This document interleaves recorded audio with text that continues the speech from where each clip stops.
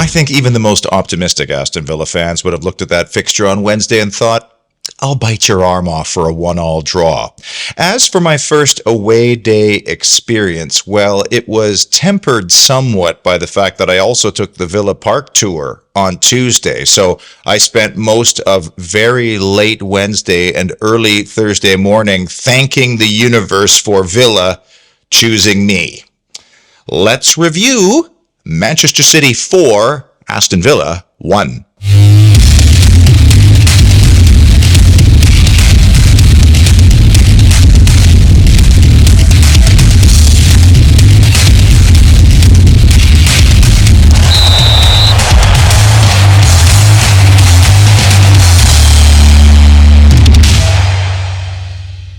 I know I say it all the time. I'm going to keep this show short, and then I never do. But this time I am, because I'm kind of exhausted from our itinerary. It was a late night, and we're not really going to remember that game when we look back on the 23-24 season. I'll certainly remember the experience for many reasons. And I don't like running down other clubs because it sounds petty, especially after you've been heavily defeated.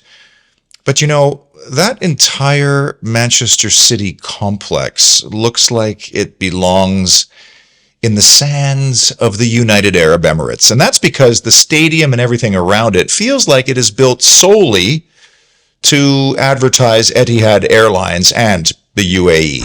And you know the other thing, this trip and this match was sponsored fully by 24/7 Services, Paul Hansaker and his dad, Ron. And what I'll remember and treasure most from this trip was spending time with those two guys, because they are proper lifetime Villa fans who have been to so many big games. So to critique or criticize the experience would kind of be ungrateful on my part. And I think the highlight of the trip was just training to Manchester. First of all, New Street Station is impressive.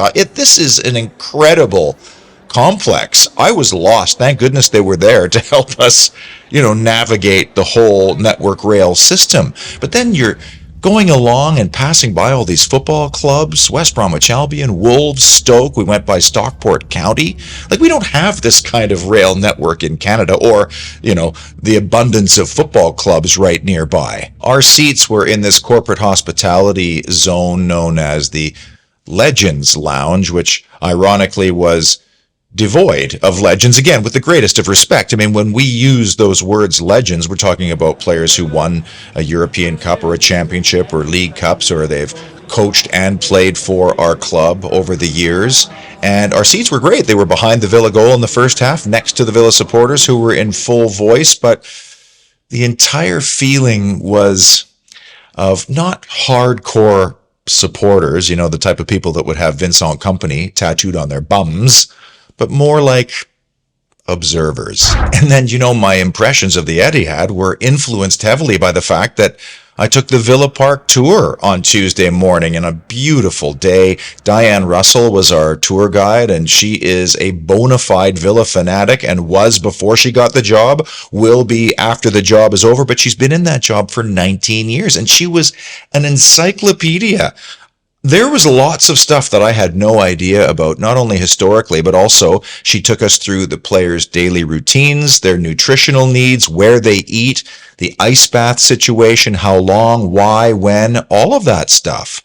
And the sense I got, again, was everywhere I look, there is a long-term, passionate Villa human being who understands the glorious history of our club and welcomes you with open and loving arms. Like Derek, for example, who works North Stand security. And I didn't realize this, but Derek in his day was a very fine footballer who came through the Villa Academy. And then you see all the nooks and crannies, memorabilia, replica tiled flooring, the stained glass that came from the original Trinity Road stand. It just all feels authentic and like home. And so, without sounding like a snob, I honestly wonder sometimes how fans can support a club like this facing 115 charges of financial malfeasance, because, if you play by the rules just 99% of the time, well, you're still a cheat. And they have the Middle Eastern money behind them to tie this up in legal for years, while clubs like Forest and Everton are dinged points now. And, I feel sorry in a way for those original Manchester City fans who slogged it out during the main road years, always having to worry and think about the noisy neighbors and being second best in that city. And some of those people will be having the times of their lives right now supporting this club. But the overwhelming sense I get is that it is a soulless, empty corporation, basically the United Arab Emirates Citigroup version of Red Bulls. Ooh, before I forget, I have to wish a very happy 50th birthday to Pauline Assel, hardcore Villa fan and viewer of this program with her husband, Craig. I'm going to call her Pau for now on, for obvious reasons. Happy half-century today, Pau. And up the mighty Villa. I haven't even officially welcomed you to the Holy Trinity Show yet. A very brief summation today of the three big issues or moments that defined Manchester City 4, Aston Villa 1. And I was once again playing the role of my own video correspondent, and I was crap, partially because there's not really much interesting to show you. But the key numbers were interesting and as bad as we've seen this season in terms of allowing an opponent into really good areas and controlling the game against us. And one thing that really stood out for me, and particularly among our big in terms of stature players, Zaniolo, Duran, and Rodgers, for guys of that size and stature, they had a very tough time winning a duel on Wednesday. Duran really needs to learn how to challenge for an aerial ball. He was 2 for 5 overall, but those three have to do better in 1v1 situations. You don't have to win the ball every single time. Take a position, be patient, or go backwards if you have to. Morgan Rodgers only won 2 of 9 duels, and this was one of those occasions in not a good part of the park against a very good team that feasts on this, and it looked like he was trying to do something fancy, which you just can't do there. John Duran 1 for 5, and Nicolo Zaniolo 3 for 10. So if you just take those 3 players, 3 of our biggest players, we ended up winning only 6 out of those 1v1 contests of 24. 6 out of 24. That is not good. And maybe, being big is a disadvantage because you aren't as nimble or you don't have the dexterity to manage that. But Moussa Diaby also tried to win a duel against Rodri at the edge of his own box, and he wasn't strong enough, and that led to the 3-1 Foden goal. Big moment, the goal, and this is where, I've just slated them for not winning duels, but this is where we saw the very best of Morgan Rodgers and John Duran, because it's a fantastic ball, a terrific run, and then what a finish. And it's in these types of moments that we have to learn how to be patient. It would behoove us to give up on these players the way many Villa fans did on X after the game. And to be totally honest with you, I'm about ready to turn my back on X forever, because I cannot stand idiotic, moronic comments after games like the ones I saw in a game against a team like this.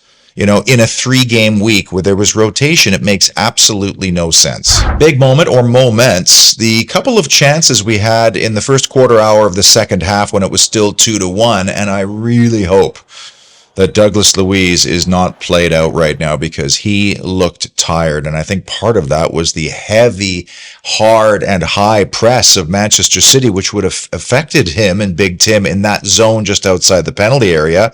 And all 4 of Manchester City's goals came from that pressure, one of which was the Phil Foden free kick. And it was Luiz who had to give that foul away, because when you look at it, it was just like, I can't keep up with these nippy players that are coming inside on me all the time. I'm just going to take Phil Foden down here.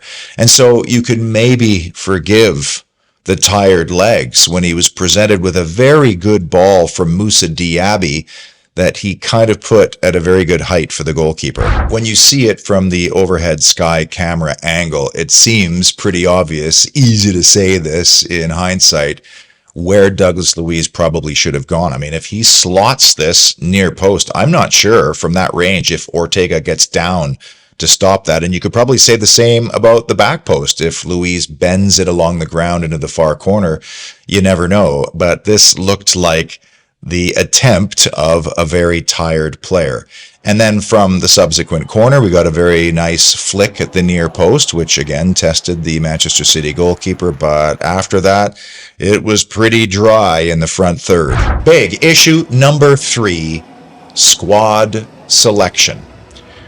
When the team news came out, I accepted that we have a very winnable game coming up on Saturday, and if we do win that game, we'll take 6 from 9 points this week. And if we take 6 from 9 points for the remainder of the season, well, we might very well finish exactly where we are. And I get that people don't like to rotate, but we've got to look at the forest and not the trees here.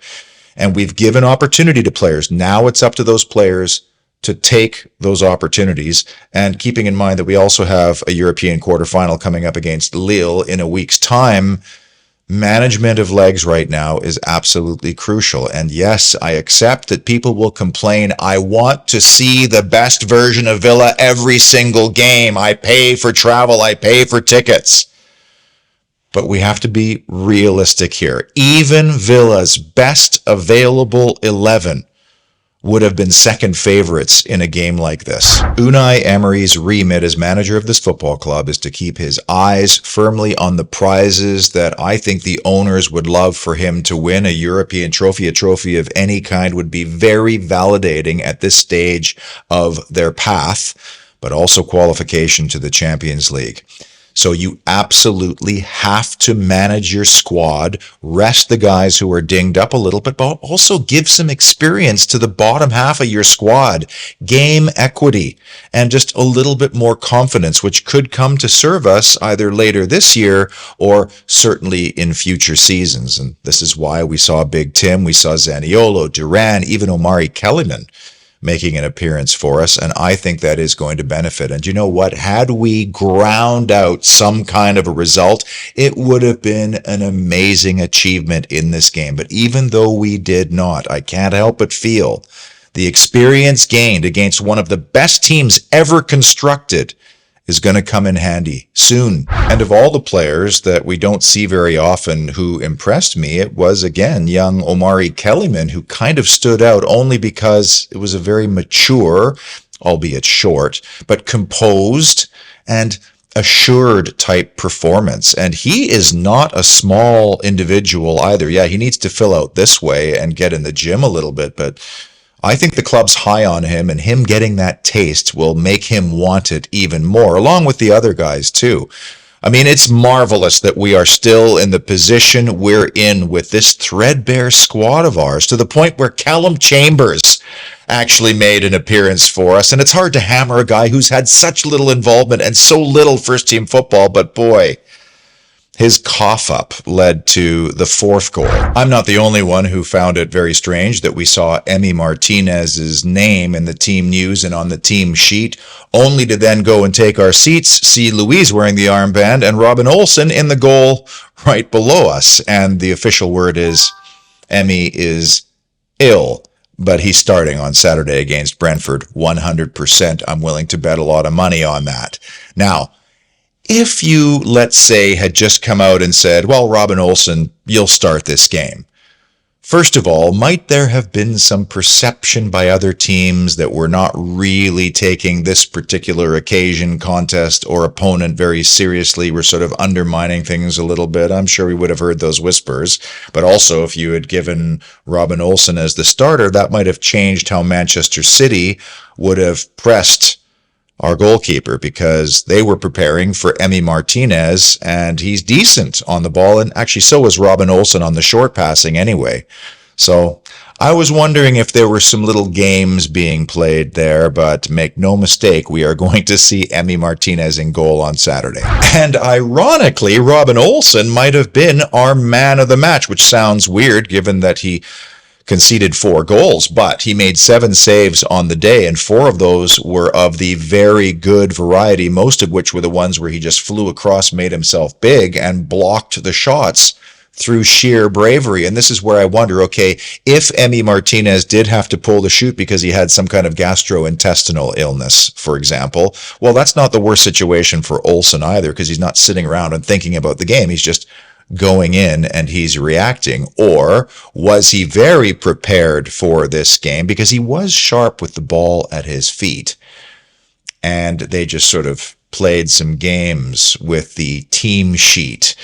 In any case, the best chant of the night was Robin Olsen, the world's number 2. Very good by the traveling away supporters. So rotation was a huge issue in this game, and I would not be surprised, as much as you don't want to hear this, I could see the same thing happening at Arsenal after the Lille game. Big issue number 2, pressing problems. Surprise, surprise, Manchester City pressed us high and hard and in that zone just outside the penalty area, and it led to all 4 goals. Earlier in this show, I gave you the individual duel statistics. Well, that all pretty much came from hard pressing and just 3 players or 2 players ganging up on one of ours. And just before that critical 1-0 goal, which came far too early in the game for my liking, we had just won the ball back, but under pressure, we gave it away softly, couldn't retain it, and moments later, Rodri scored. You might have noticed that we left Jack Grealish all alone on Manchester City's left-hand side. I mean, he was 20 yards in space all the time.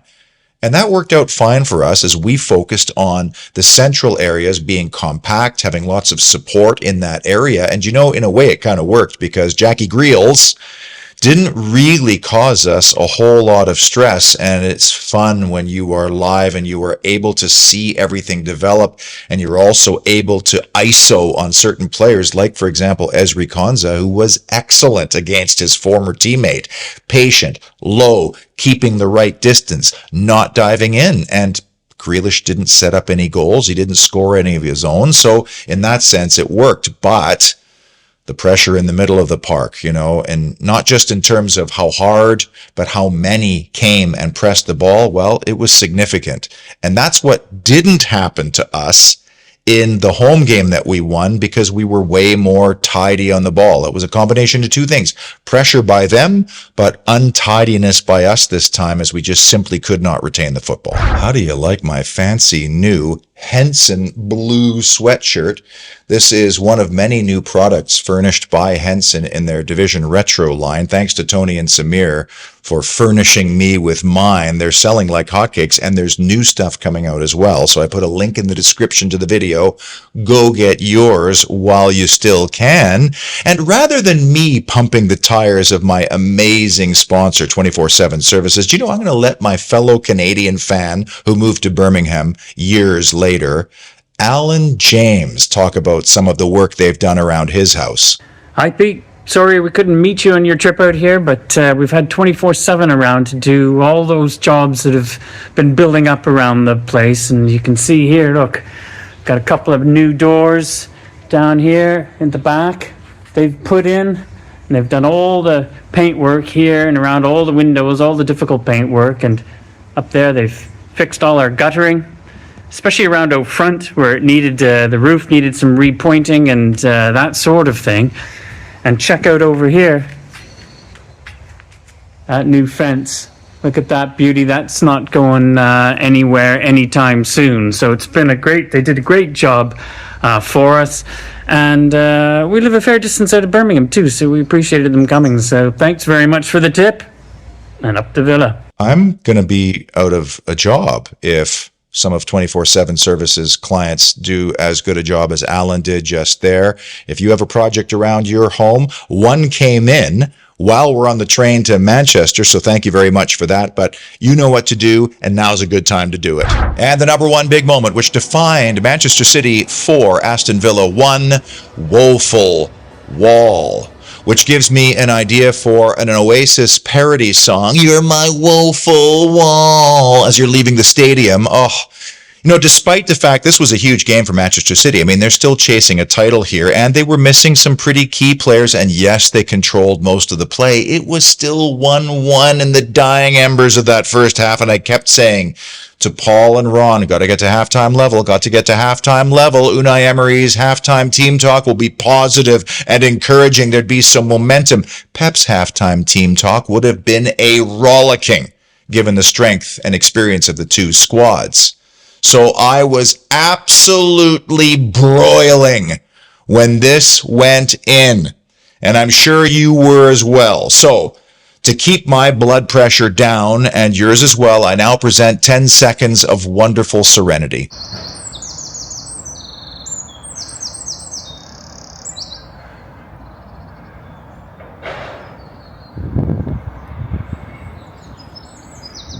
You do not need to be a UEFA Pro licensed coach to understand the dynamics of building and maintaining a correct wall. Rule number 1 is that you remain square this way. Rule number 2 is that you don't split. And it's also a hard and fast rule that the wall is responsible for the near post, the goalkeeper is responsible for the end of the wall, and anything then onto the back post. This has nothing to do with Robin Olsen, this goal, and Aston McPhee, who's responsible for the composition of the wall, will be completely livid about what happened next. And I understand that Nicolo Zaniolo is possibly our biggest body in the squad, and therefore it would make sense that he's the anchor of the wall at the near post between the post and the football.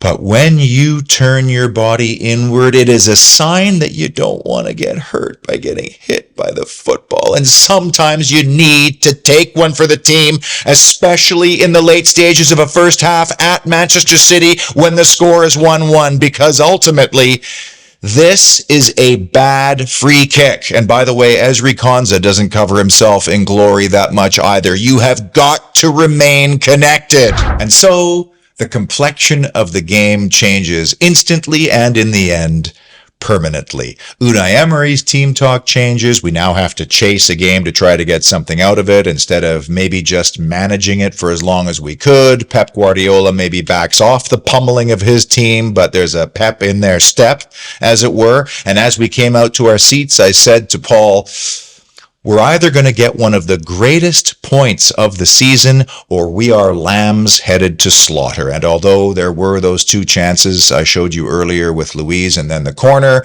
in my rational brain, it always felt like we were going to come away from the blue half of Manchester empty-handed again. Maybe we should call this stadium the Etihad. It was our first away loss since Boxing Day, though, but that means 0 for 2 in Manchester this season again. We also conceded from a set piece, which will irritate the technical staff to no end, and that puts us overall on somewhat of an even footing for the set piece plus minus. Our first and second half plus minus also receded after this game. Next up, it's Brentford at Villa Park on Saturday. I cannot wait. Brentford drew with Brighton and Hove Albion on Wednesday 0-0. And you know, in any other season, we might say you guys are in some relegation worry, but the bottom 3 this year are so bad. Is there really even a relegation dogfight? And the last time we hosted the Bees, we dismantled them 4-0 under the temporary tutelage of Aaron Danks just before Unai Emery arrived. Now, we would not make the degree of alterations, rotations, and changes to our squad on Wednesday if we did not firmly expect to go into that game on Saturday and take all 3 points. And of course, the biggest question is the health and availability of former B Ollie Watkins, because as you know, he had a very big role to play when we beat them at their place. See, I said it would be a short show. It wasn't really in the end. And if you've lasted this long and watched until now, bless your cotton socks. I truly appreciate you. And I also appreciate the people who go to every single away game and then, despite getting back late to the cricket ground, get up to go to work on a Thursday morning. That is astounding to me. Mad respect, because I honestly don't think I can do it. Now, Sandra and I are hoping to be outside the Holt Steps before Brentford till about an hour before kickoff when we need to be inside, so we'd love to see you. May have a little bit of merch or swag or something for you. Would love to meet you in person. Until that time, be well, and as always, up the mighty Villa.